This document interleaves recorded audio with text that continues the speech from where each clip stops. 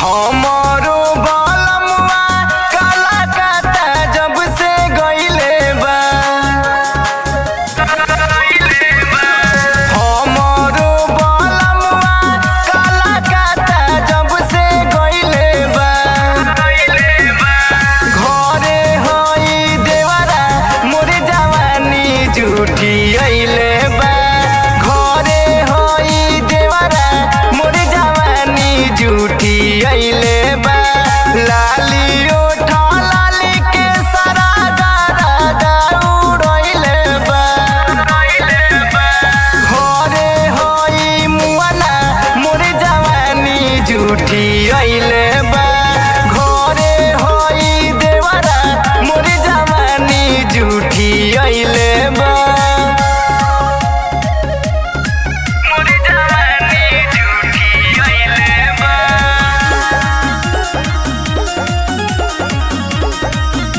हो आगे पीछे घूमे बन के बिलार नु हो।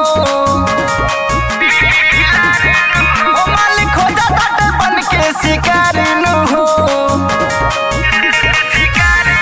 हो आगे पीछे घूमे बन के बिलार नु हो। मालिक हो जाता ते बन के शिकार नु हो। डर लागे सखी पूरा लाइटी बुतइले बा।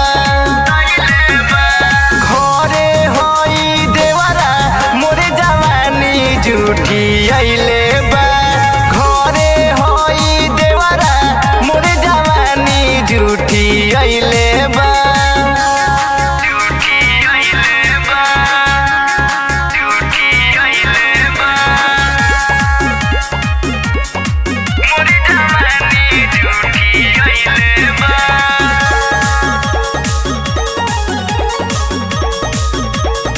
भोरे करे लागे सखी एक्सरसाइज नु हो।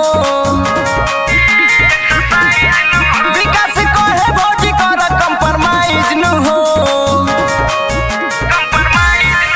भोरे करे लागे सखी एक्सरसाइज नु हो। विकास कहे भौजी कर कंप्रोमाइज नु हो।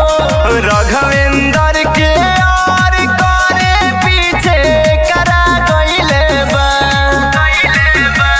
घरे हई देवरा मोर जवानी झूठी अइले